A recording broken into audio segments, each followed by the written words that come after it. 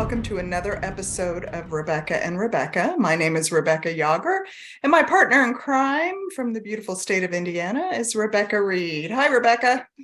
How you doing? Hey, doing great. It's a great day here. We are excited. This is one of our favorite things to do. We get to interview authors. And today we have with us the author of Wilderness Hunt, which is the book we reviewed last month. And this is Lisa Phillips. And Lisa's joining us from the beautiful state of Idaho. Lisa, welcome. Thank you for having me. Oh, we're glad you're here. So again, we're talking Wilderness Hunt, which is a book that both Rebecca and I thoroughly enjoyed. This was our first love-inspired suspense that we had done. Oh, wow. Awesome. Yeah. Okay. So you broke the mold there for us. Hey, I do that. I don't know why it's a thing, but it's a thing. Well, yeah. Good. Well, we're glad you're here, and we're just going to do casual questions and talk about your writing and life in general. And I'm going to let Rebecca kick us off here. Well, I admire you, Lisa, actually, because I just with our Sunrise connection, and I see, how much you're helping people all the time. I was reading that, I was stalking that brainstorming conversation that happened yesterday. And it was just, it's just so cool that, you're willing to help other people, and you're really into mentoring and it doesn't matter. Like, they don't have to be, you're on your team, you just jump in and help everybody. So I want to thank you for that. Just as a, beginning author who's trying to figure it all out. And I know that you're, one of the things that you are really into is, learning and doing more and just adding to what you know and what you're able to do. So what are some of the things that you're working on right now as far as adding to your stories? Is there anything specific, or are you trying to work on? You made me spill secrets. Of course. You have to give away too many secrets. But, Oh, well, here's the thing.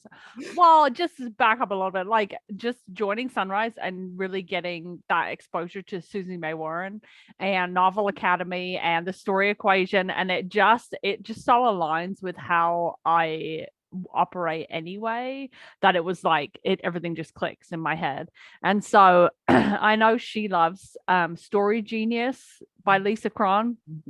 That's a huge thing, and I always keep having to go back to it and go, okay, who are they? What do they believe about the world? What do they believe about themselves? And just trying to with every book, going back and making sure all those elements are there. And then lately I've been working on scene craft. So something that I've noticed for myself, and then also for other authors, is it's often similar things, like start with time and place and how they feel about what just happened, and then anchor me in a scene, tell me what their goal is, or show me some way. And so working on a basically kind of like a spreadsheet of fill this out and you have everything you need to write your whole scene, even if you don't necessarily use it all. So I incorporated all those, like location, who's there, what are they wearing, like things that stall us out in the middle of a scene, so we have to go research it or decide. So it's like eliminating making decisions while you're typing. And then all the Story Genius stuff. Why does what's happening matter to the character whose point of view you're in? And then what do they decide about what's happening? And it's usually based on whatever lie they believe dictates the conclusion they draw about what's happening and what it means. And then what do they decide to do next because of it? And so all those like emotional layer things that come under the surface, figuring those all out ahead of time and putting them all in this spreadsheet. And then when I start typing, I don't have decisions to make. I already know what's going to happen. I already know how it's going to play out. I already know what it means. I already have, something about a sensory detail to include, or, anything like that. And it's actually been interesting. So we're kind of like beta testing the spreadsheet right now. There's a couple of people that I gave it to. So I gave it to one person, and she's been helping me like move the boxes and like this one needs to be bigger and that one needs to be smaller. And then there's another author and I gave it to her and I was like, I want to know how well this works if nobody explains it to you. And so she asked me one question and she's like, okay. So we're in testing with that right now. And then I'm not entirely sure what I'll do with it. But likely I'll probably use it for a Sunrise series and have people kind of help me like, is this helpful? Is it only helpful for people that craft their novel in a particular way, like outliners, or is it universally helpful in some way to everybody? So yeah, so we're working on that right now. Well, share with us. I mean, really. Yeah. We're writers. We're happy to Everybody's beta like, for excuse me, you. can I have that? Sorry. No, but do you Sounds really. Oh, go go ahead, ahead. Rebecca. Okay. I was gonna say, it sounds really good because my problem is that I will write 1,000 words more than I need, but I haven't actually included all the things I needed to include. So I have all this stuff, but I don't know what it means necessarily, or I don't know why my brain came up with it. It sounds really good, but is it really, pushing the story forward, or am I just randomly spouting out things that are not necessary? And that's the problem I have. Because I wrote a chapter yesterday that ended up being like 4,000 words, and I'm like, I have 1,000 words more than I want here. So what am I going to get rid of? What am I gonna? And then Susie just did a pep talk on showing versus telling, so that was really helpful. So I went back through and got rid of a bunch of random things that weren't necessary because I was just telling random stuff that but I feel like that having that spreadsheet would be really useful because, like you said, then you already know and you can think all that stuff through ahead of time instead of trying to work it all out later. And you wasted all that time writing those 1,000 words that you don't need. Yeah, so I actually mark the midpoint of my scene and then I basically say, this is what needs to happen. This is the mid turning point and this is everything. So if you think about your arc of a whole story and that like story arc that you see in story structure, if you model your scene after that, so you have a hook, an inciting incident, a middle turning point, a climax, and then some kind of resolution or something to push you to the next scene, then I can make sure my pacing stays where it should be because I know where the midpoint is and I try to hit it. So then if it's off, I know, okay, I need to trim here or I need to elaborate this. Yeah. Well, that's great. I have to comment a little bit for any readers out there. I mean, we do this for writers and readers who think it's glamorous that we all just sit down on our computer and type away. We're actually doing math and having an existential crisis. I almost more go on. behind it. Yeah. Yeah. And I almost feel like it's like my husband watched an episode of How It's Made where they made hot dogs and then he didn't eat a hot dog for 2 years. And I feel like it's like that. Like, do you really want to know like all the angst that we go through? How glamorous it all is. Now, do you find with like the spreadsheet and the things you're working on, again, I think pantsers, and those are the ones who write by the seat of their pants. For anybody who doesn't know, they don't outline. Does it kill your creativity at all, or does it help? For me, I have to do at least some sort of outline. To me, it helps because at least I keep my direction of where I want to go in the story. Does it affect your creative side at all? I love to outline, and I actually think outlines free my brain up to be creative because when I have, here's what happens, then my brain can think of like side details or extra things to tie things together, or more overarching like a theme element or something emotional, because I already know they go to this place, they do this, they find this, then the phone rings and then they leave. And so it just adds layers to it if I know ahead of time what I have planned for the scene. And then I know a lot of people do enjoy pantsing. I do not enjoy pantsing, and that's fine. So I know definitely there's not one way to do this, and a lot of it is like your personality or how you process creativity or how you think of story, how you figure out problems. A lot of that plays into what's going to work and what's not going to work. So Yeah, I think every writer's got to find their own system, their own way of doing things like that. And Rebecca and I are Yeah. just the opposite because she tends to overwrite, like she said. Mhm. And usually it's much more than 1,000 words. That was only 1,000 words for that. Better. Secrets. And me, I underwrite because I Mm. tend to skip description and just Yeah. go and so I always have to go back and layer in the details and make sure I'm giving the sense of time and place. So it is funny how, we're all different on this. Yeah. I've heard that it takes you about 3 weeks to write a book. Is that Give or take. something with this book or with your long term? That probably would actually be a little shorter because those 11 Sparks Suspense are only 55,000 words. Right. And then, so I do this full time and I have for a long time. So I've spent maybe 5 years figuring out my process, working out the kinks, hacking different things that are slowing me down, learning how to accommodate distractions. And it's not always ideal, but I've gotten it to a pretty good rhythm where I can especially with Love Inspired Suspense because you submit a synopsis and so I already had an outline there and you effectively just write the outline, and so yes, it's not very long time that it takes me to write a book.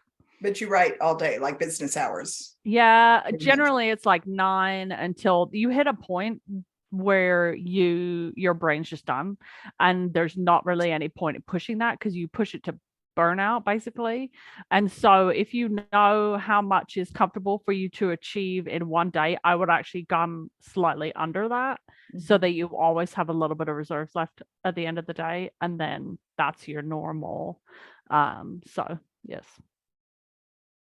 That sounds like a good plan. I had snow days the last 2 days, so I basically sat at my computer and I had 2 computers and I would check the kids, see if they had any messages they needed me for, and then I'd go back and work on my story. Mhm. And so I've been writing a lot the last couple of days, and I I could see, there's a certain time of day where it's just like, okay, I just my brain just shut off. Like I couldn't Mhm. I Yep. couldn't think of anything after that. It's like, Mhm. okay. So then I would get up Yep. and do something else. But yeah, so I get that.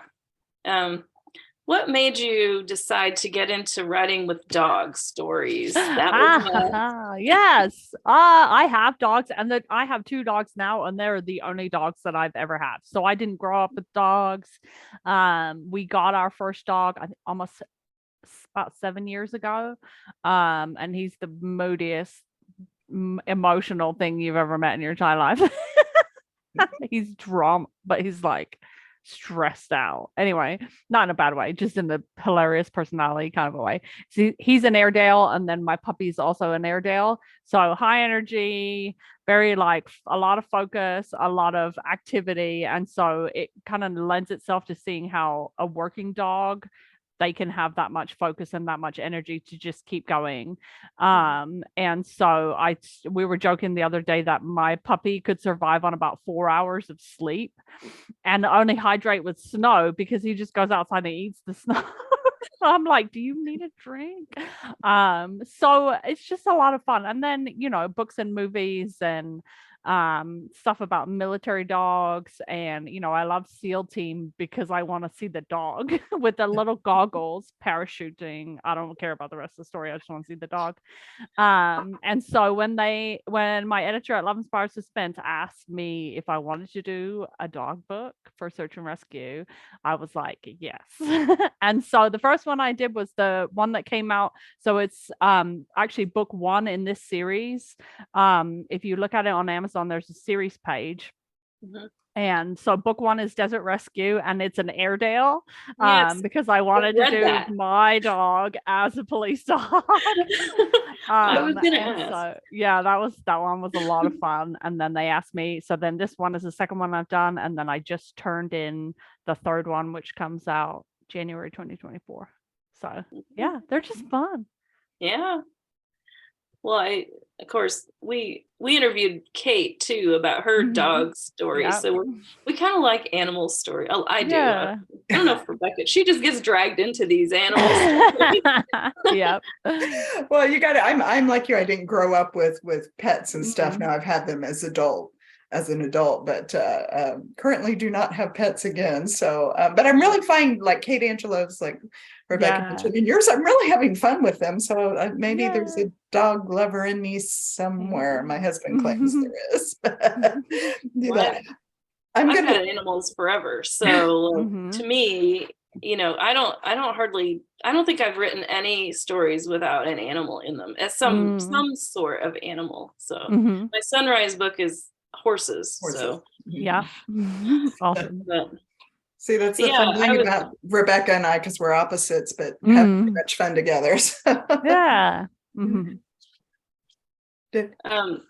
So you write. So what are the different? You write several different genres. They're sort of related. Yeah. So for the most part, I write romantic suspense, and then I had an idea for a thriller, and really kind of wanted to do something like kind of adjacent to romantic suspense. And so it'll be a long series, and it'll be a romance over the series. So there'll be something satisfying in it for readers who like that. And then right now I'm releasing them like one, two, two, three, and so they're kind of like concurrent. So if I have a reader that only likes romantic suspense, and they can stick with one, or likes thrillers, and they can stick with that one.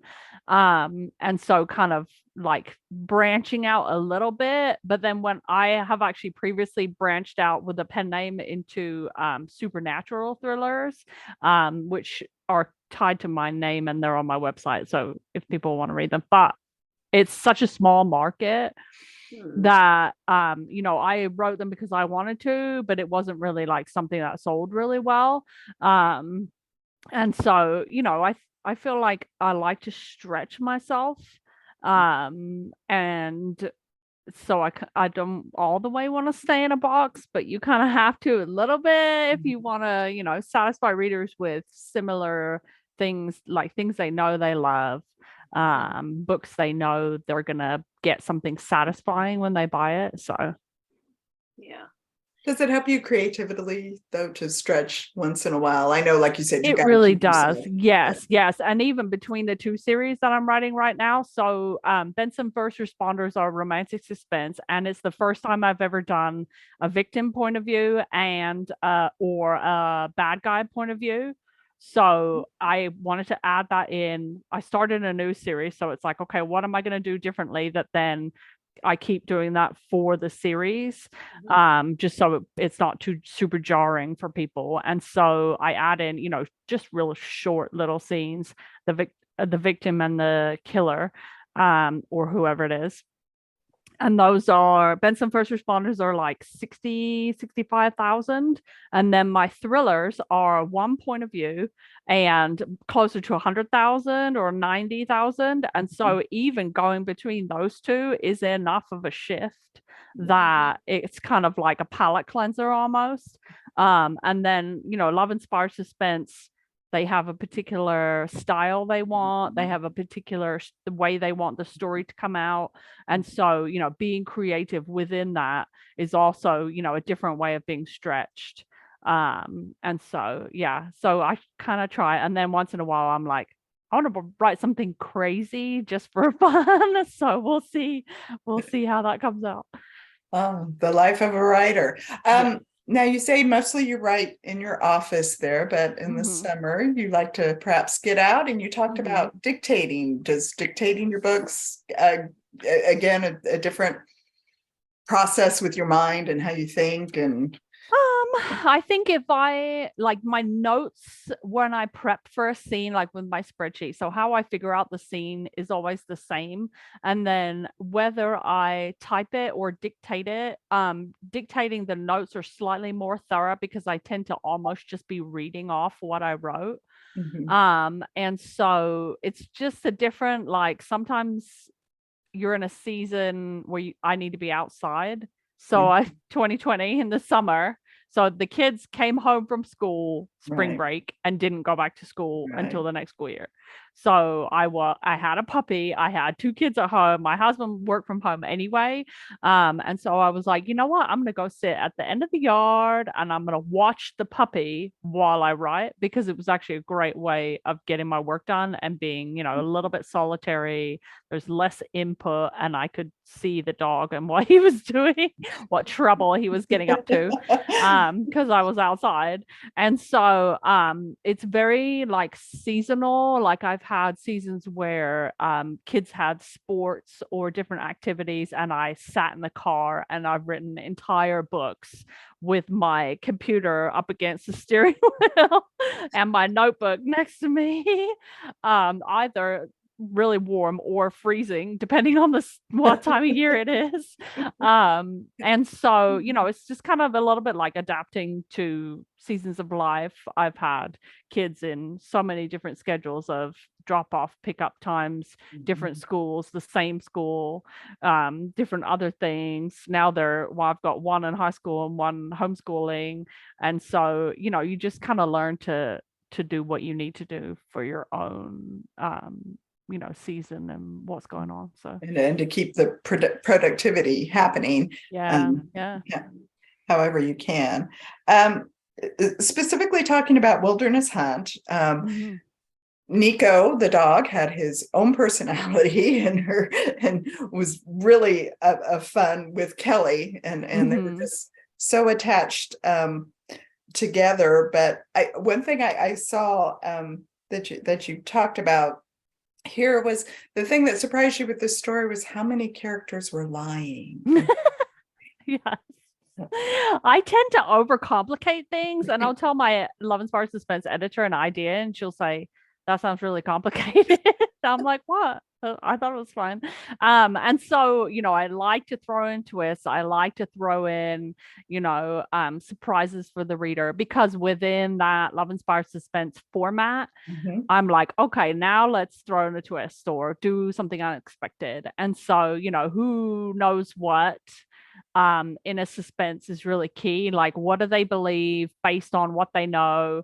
Who knows something else? Where are they going to learn the next piece of information, and how that progresses, like the investigation itself.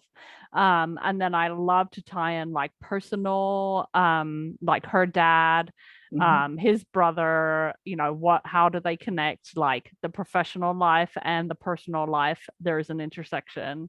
And so yeah, it's a lot of fun, like who's a bad guy, because I had like a lot of US Marshals, and then a lot of then the local police, and who's telling the truth, and then the FBI shows up. So yes, it's a lot of fun. Yeah, I didn't know. I couldn't figure out who was going to be in the end. I mean, I was very surprised by that, but I did notice too that everybody seemed to have an agenda of their own. Yeah, and you weren't quite sure which one's agenda was really evil and which ones were just sort of personal agendas in general. So it was good. No, I like that. Yeah, cool. No, it was fun. And with again with Love Inspired, they do have their own formula, so you almost have your timeline down. You have to make certain things happen by a certain time to keep within the word count of the book and stuff. So, well, again, it is a book we enjoyed. We liked the characters.